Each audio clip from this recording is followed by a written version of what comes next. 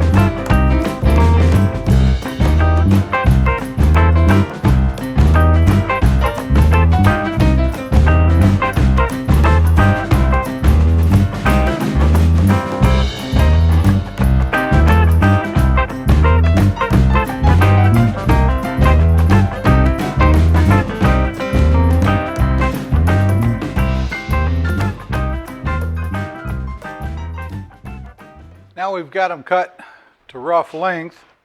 We're going to run them through the bandsaw, straighten the edges out on them, and then we'll run them through the sander and get them nice and smooth.